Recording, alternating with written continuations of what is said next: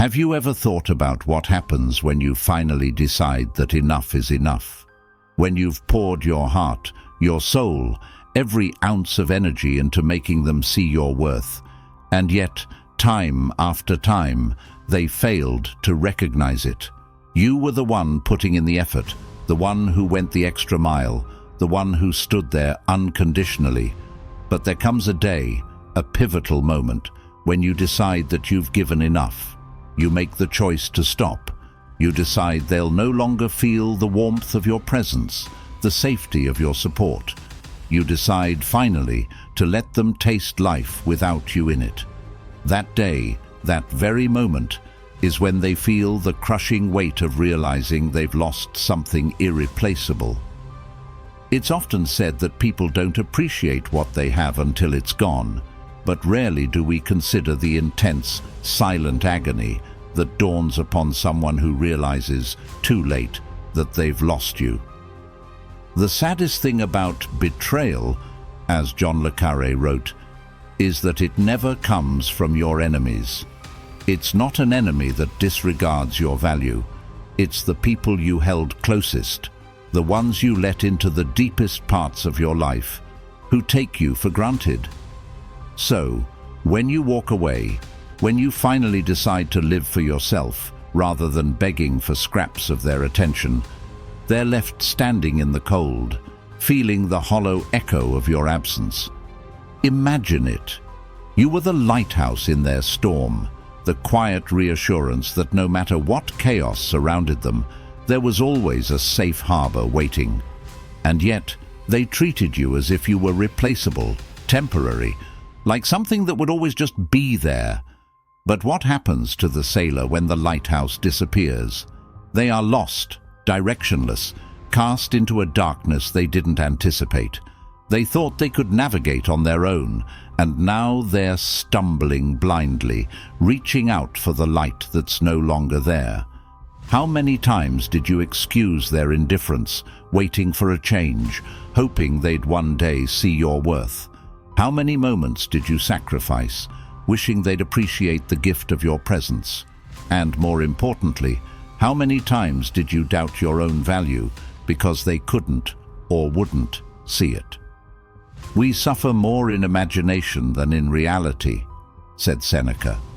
Yet the pain of leaving, of finally choosing yourself, that's real, raw, and transformative. Walking away is never easy, but sometimes it's the bravest thing you can do. In choosing yourself, you're choosing peace over pain, clarity over confusion, and dignity over desperation. When they lose you, a shift happens, almost like the slow burn of an ember turning cold. At first, they might feel the thrill of independence, the allure of freedom. But soon, the weight of solitude sinks in. Who will they turn to now? Who will understand them in ways they didn't even understand themselves? They'll go through their days feeling an emptiness they can't quite explain, a hollow ache that gnaws at them in the quiet hours of the night. Because, ultimately, it's the person who cared the most who leaves the greatest void when they're gone. As the philosopher Epictetus said, "It's not what happens to you, but how you react to it that matters." And their reaction, once they fully comprehend their loss, will be one of regret, of frustration, of a sorrow they cannot shake. In the quiet hours of the night, when distractions fade and only their thoughts remain, they realize they've been chasing shadows, clinging to illusions, thinking they had time. Now they see the truth. They were not the hero of this story. Instead, they were the fool, too blind to see the loyalty, love, and strength that stood right in front of them. They thought you were a constant, like the sunrise that greets each day. But now that light is gone, and they are left to confront the darkness within. And there's no hiding from that. They will feel the pain and would want to come back to you, begging you to come back, but their ego will initially stop them. But that ego, it's just a phrase, and the story of their regret has much more to unfold. and we going to dive deep into this to the moment they come crawling back to you. So if this is resonating with you, helping you out, please hit the like button under this video and subscribe the channel to help this video to reach more people looking for help. So they may try to fill the void with others, distractions, attempts to move on, but nothing will compare, and deep down they know it. They'll realize that finding someone like you again is not just unlikely. It's nearly impossible. For you were rare, a gem among stones, a steadfast force in a world full of fleeting moments. And when they truly grasp that, the heartbreak of that understanding will be as relentless as it is profound. It's only when they've lost you, when they're left alone to confront their emptiness, that they'll understand the weight of their own misjudgment. They'll recognize far too late that some people are irreplaceable, and they will eventually come crawling back to you. But my friend, this is where you must summon every ounce of strength you possess. The moment they come crawling back, feeling that gnawing ache of loss and haunted by memories of you, it's tempting to fall into old patterns. It's easy to mistake their sudden attention, their regret, for genuine change. But be warned, they're back because they want you to become their puppet once again, to draw you back into the cycle you fought so hard to break. Stand firm, because this isn't about them anymore. It's about you, reclaiming your power, refusing to be the pawn in someone else's game. I'm going to walk you through this journey step by step, the exact stages they'll go through as they come to grips with the reality of losing you. Each stage will bring them closer to that desperate point where they'll come crawling back. Stick with me, because as we go through these 8 steps, things will start to crystallize. You'll understand not only their motives, but also why standing strong and refusing to go back is the most liberating choice you can make. So, let's dive into these 8 steps, each one revealing just how deep their regret runs and how powerful you truly are in their absence. So, if you are ready to dive deep, hit that like button if you have not already, as this video is helping you out, and it is your job to help this video too. So now, let's dive deep into their journey of regret and realization. Step 1. Shock. So friends, the first thing that will hit them is an overwhelming sense of shock. It's a cold, sudden realization that leaves them disoriented, struggling to process that you've actually walked away. Up until now, they've seen your love and commitment as something constant, like the sunrise, always there, reliable, something they never had to think about losing. They took your loyalty, your kindness, your steady presence as a given. But now, for the first time, they're forced to face the reality that you are gone. And that realization, that jolt of clarity, hits them like a punch they never saw coming. Imagine it. The person who thought they held all the control, who believed they could pull you in and push you away at will, now finds themselves standing alone. They may even check their phone repeatedly, expecting a message, a call, some small sign that you'll reach out just like you always have. But there's nothing. Silence.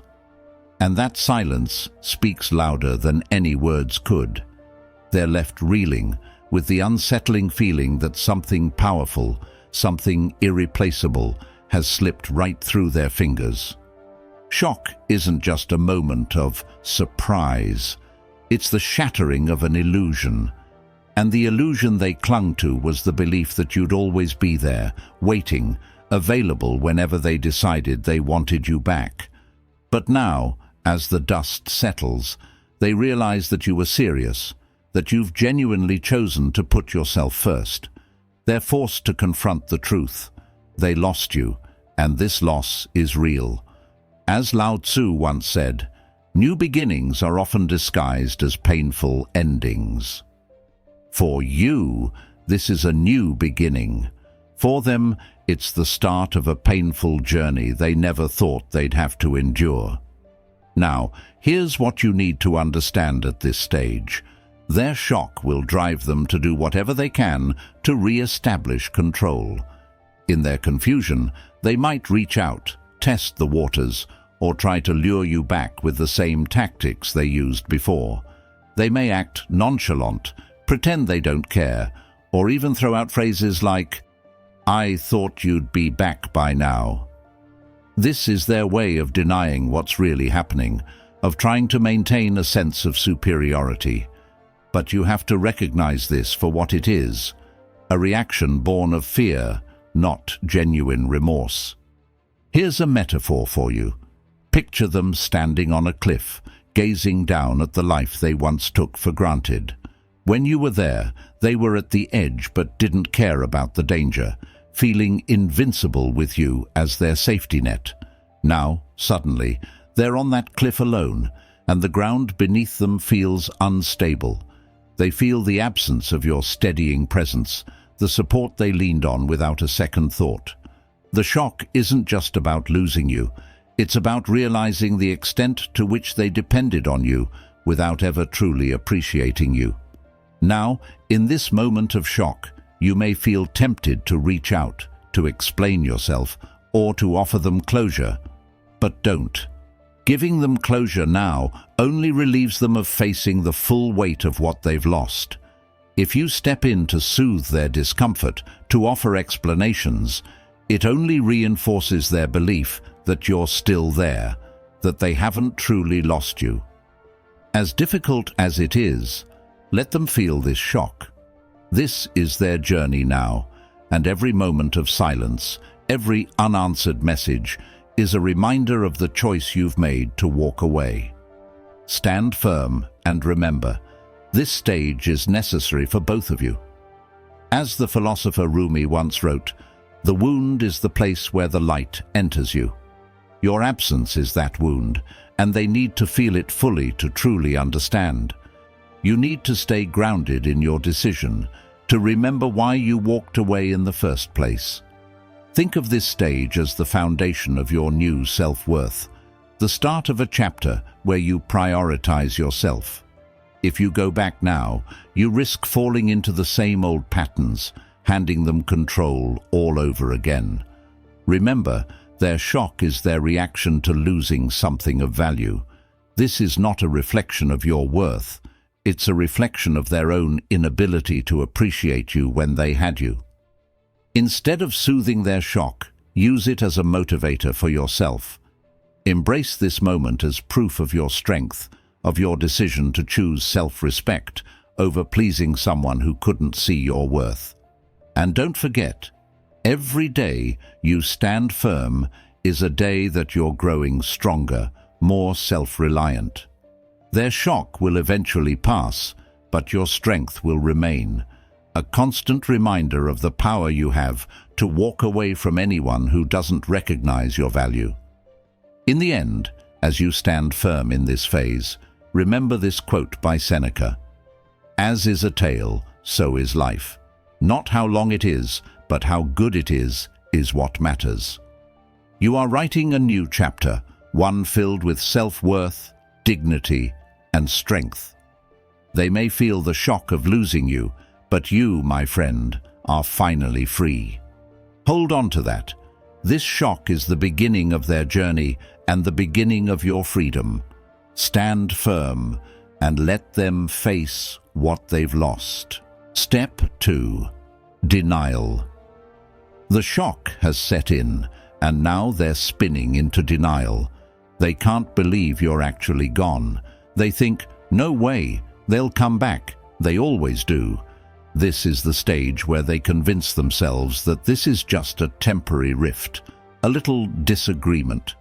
They'll tell themselves that you're just upset, that you'll get over it, that you're still there, just waiting. They don't see it as the end, not yet. In their mind, you're still orbiting around them, ready to come back the moment they snap their fingers. Denial is their way of keeping control over the situation. It's their way of downplaying the loss, of pretending things are the same as they were before. They'll even create excuses in their head, saying things like, "They just need some space," or "This won't last." They cannot accept the reality that you've genuinely chosen to leave, because acknowledging it means facing the emptiness of their actions. Instead of facing that truth, they cling to the comforting lie that you'll come back. As Marcus Aurelius said, "Reject your sense of injury, and the injury itself disappears." In denial, they're trying to erase the impact of losing you by refusing to believe it's real.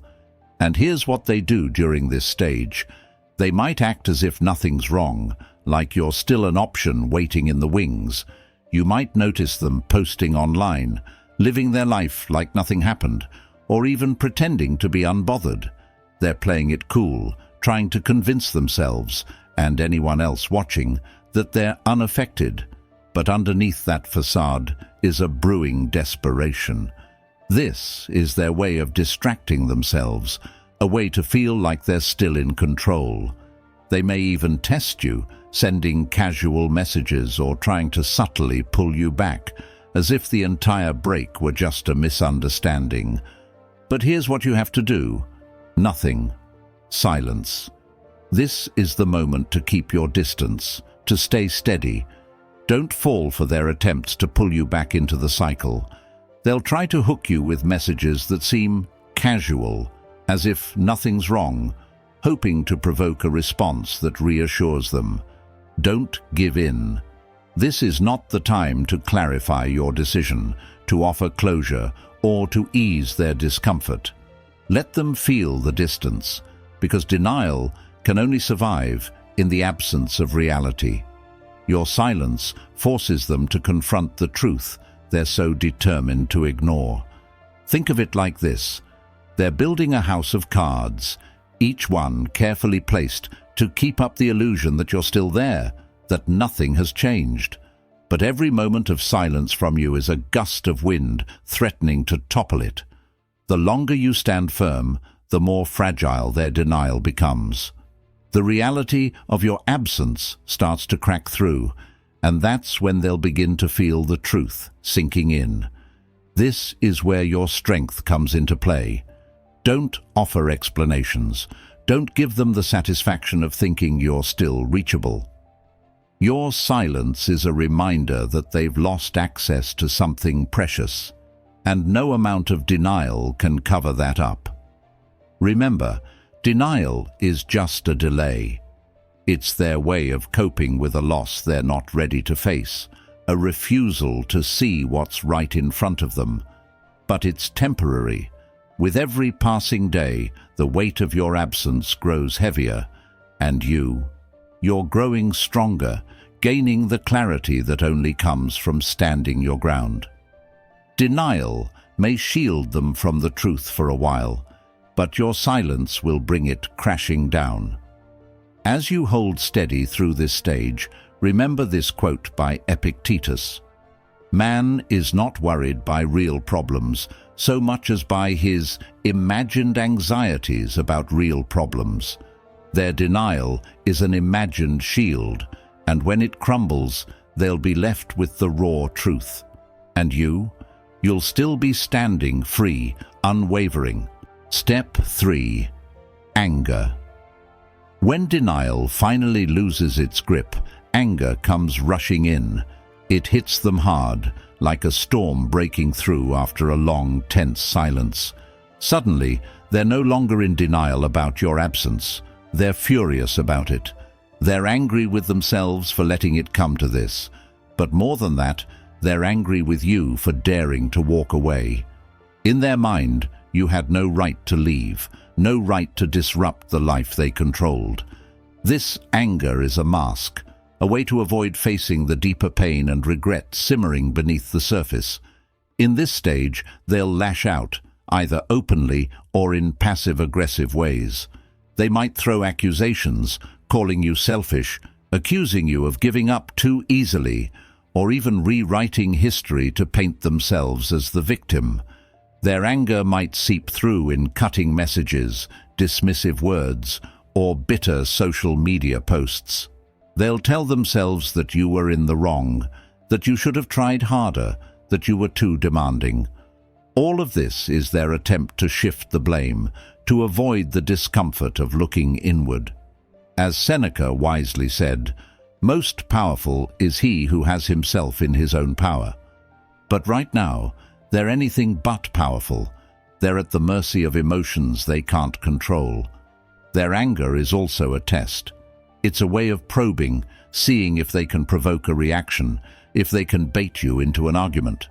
In their mind, if they can get you to respond, they can still draw you back in, even if it's through conflict. Anger, after all, is still a connection, still a way of keeping you in their orbit. They'll throw out barbs, trying to spark a fight, hoping to draw you into a conversation that gives them back some semblance of control. Don't fall for it.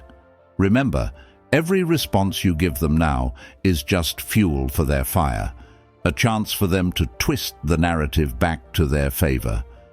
What you have to do in this stage is simple. Stay calm, stay grounded. Don't let their anger sway you.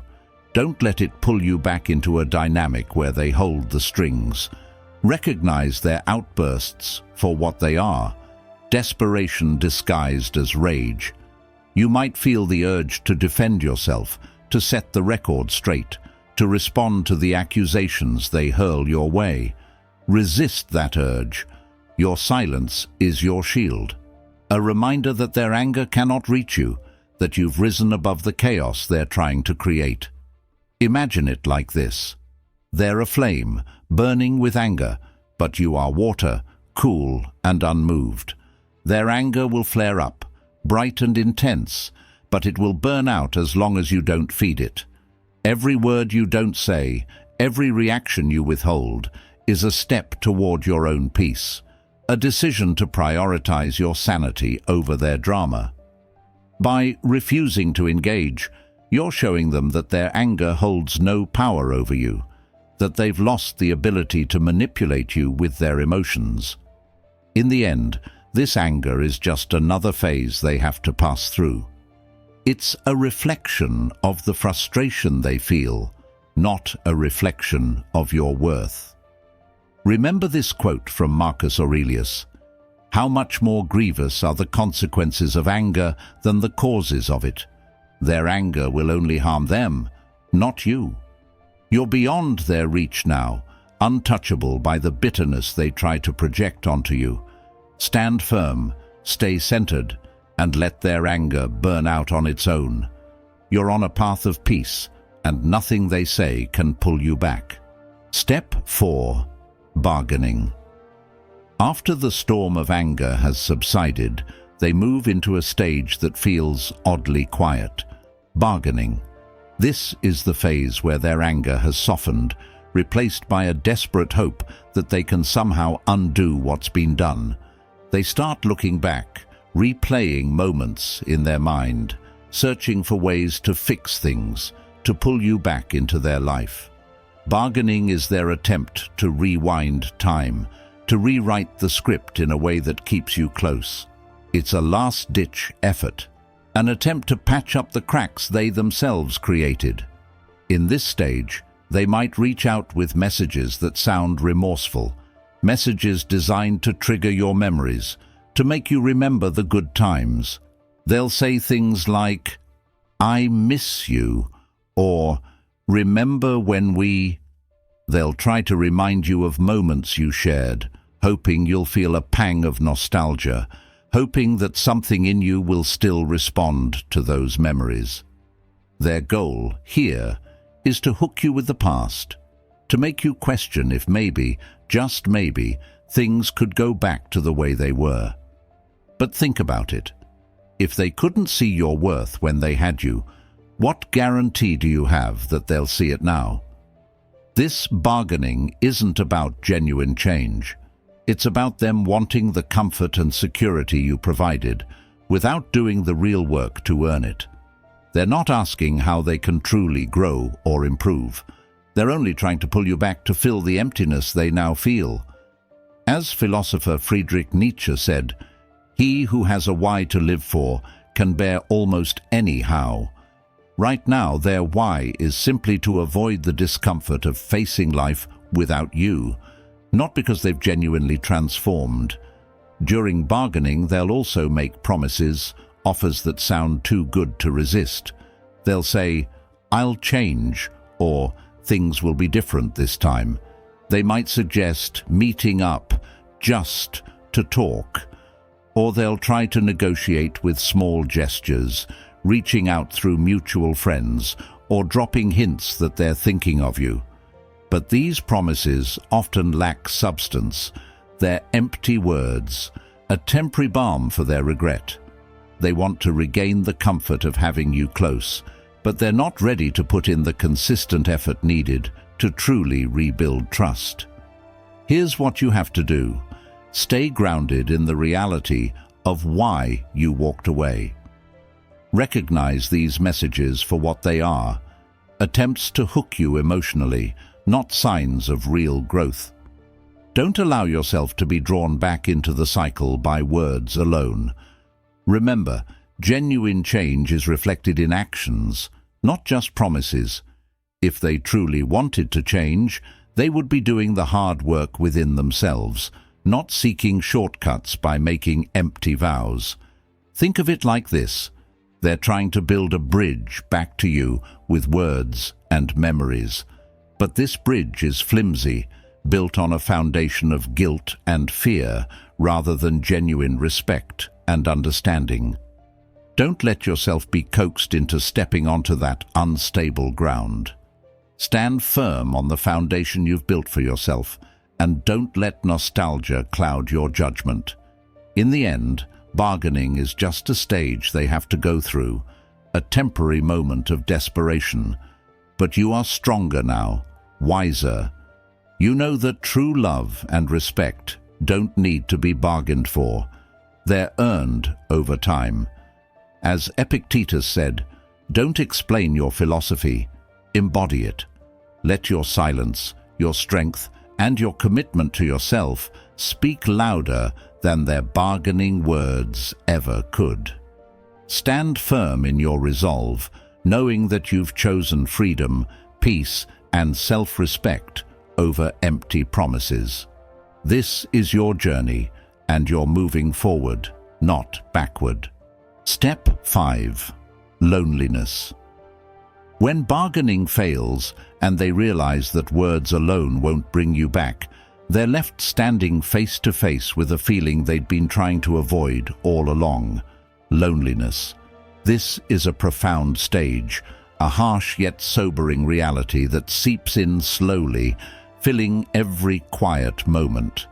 No more bargaining, no more denial, just the stark realization of your absence. It's in this emptiness, this solitude, that they start to feel the true weight of losing you. It's not just about missing you, it's about coming to terms with the void they've created in their own life. This loneliness isn't just the absence of company, it's the absence of someone who truly cared, someone who was willing to go the distance. They start to notice the subtle ways in which their life feels incomplete without you. The lack of genuine conversation, the missing laughter, the warmth that once made even the simplest moments feel special. Now, they sit in that silence, feeling the emptiness where your presence used to be, realizing that the companionship they took for granted has vanished. They may try to fill the gap with distractions, with shallow connections, or fleeting experiences, hoping to mask the loneliness that's clawing at them. But no amount of social media, new faces, or superficial interactions can replace the bond they had with you. They look for you in others, hoping to recreate that same comfort. But it never feels quite right. Every connection feels like a cheap imitation, a hollow echo of what they once had. They begin to understand that finding someone like you isn't as easy as they assumed. This stage can be painful for you to observe from a distance. You may see them trying to fill the void, posting pictures that try to depict a happy life, or surrounding themselves with people to keep busy. But don't be deceived. This loneliness is more than just a lack of company. It's an internal ache, a haunting realization that they've lost something rare and real. Your silence during this stage speaks louder than any words, reinforcing the reality that they can't simply replace you. Here's what you need to remember at this stage. Their loneliness is their own journey to face. Don't let it pull you back into the cycle out of sympathy or guilt. This loneliness is not your responsibility to fix. In fact, it's a necessary stage for them to experience if they are ever to fully understand the consequences of their actions. By feeling the full depth of this solitude, they're forced to confront the reality of who you were to them and how much they undervalued you. Imagine it like this. They're wandering through an empty house, moving from room to room, looking for traces of you, hoping to find a spark of the comfort they once had. But every room is empty, every corner quiet. They're left with memories, but memories aren't enough to fill the space you left behind. This loneliness becomes a mirror, reflecting back their own choices, their failure to appreciate the gift of your presence when they had it. Hold on to this quote by Jean-Paul Sartre. If you're lonely when you're alone, you're in bad company. This loneliness is their reckoning, a time for them to sit with themselves and come to terms with the reality of their loss. It's a necessary stage for them to understand that love, connection, and loyalty are not things to be taken lightly. As for you, take comfort in knowing that this solitude is part of their journey, not yours. You've chosen self-respect, freedom, and a life filled with genuine connections. By standing firm, you allow them to feel the weight of their loneliness, to experience the emptiness they created. You're free, you're moving forward, and you're filling your life with things that nourish you. Let them sit in their silence, let them face their solitude, and let them understand that losing someone like you is a lesson they'll carry for a lifetime. Step 6. Regret. After the loneliness sets in deeply, it begins to morph into something heavier, something that's harder to shake. Regret. This stage is one of the most painful for them because, unlike the fleeting pangs of loneliness, regret digs in and refuses to leave. They start to replay every moment, every decision, every careless word, and each time they chose something or someone else over you. Suddenly, those choices don't feel so justified. They begin to realize that each action, each instance of neglect, was a nail in the coffin of the relationship they once took for granted. Regret is relentless, and it seeps into their quiet moments, those late nights when everything is still, and all they're left with is the weight of their choices. They begin to see clearly that they had something real, something rare, and they let it slip through their fingers. It's only now, when they're left with the emptiness of their decisions, that they fully understand the depth of what they lost. They can't deny it anymore, can't brush it aside. They're left with the hard truth that they're responsible for their own unhappiness. In this stage, they'll likely reach out, driven by a need to unload their guilt, to seek some kind of redemption or closure. They might say things like, "I'm sorry for how I treated you," or "I realize now how much you meant to me." But remember, their regret doesn't require a response from you. This is their burden to bear, a consequence of their actions, and it's not your role to ease that for them. Regret, as Seneca said, is the punishment of folly, and they're experiencing it in full force. Think of their regret as a shadow that follows them, a constant reminder of the opportunity they wasted, the relationship they undervalued. It's a lesson that they'll carry with them, A reminder that true connections aren't disposable. They realize now that not everyone would have stayed, would have cared, or would have been as loyal as you were.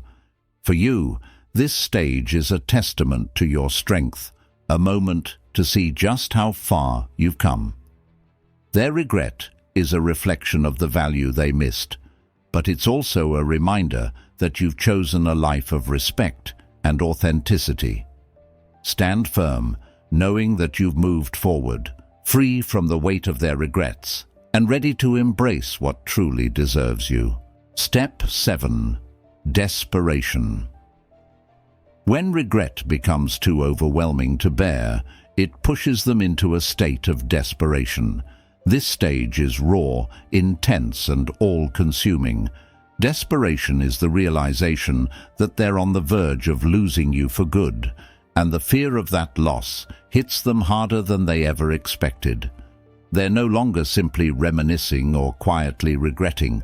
They're scrambling, grasping at any chance to bring you back.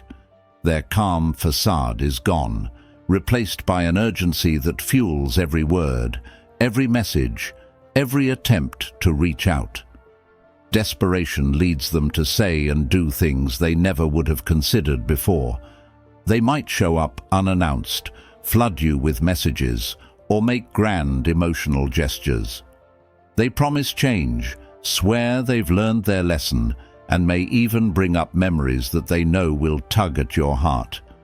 This is the point where they'll say whatever they think might work to pull you back in. "I'll do anything to make it right," they'll say, or "I finally understand what I lost."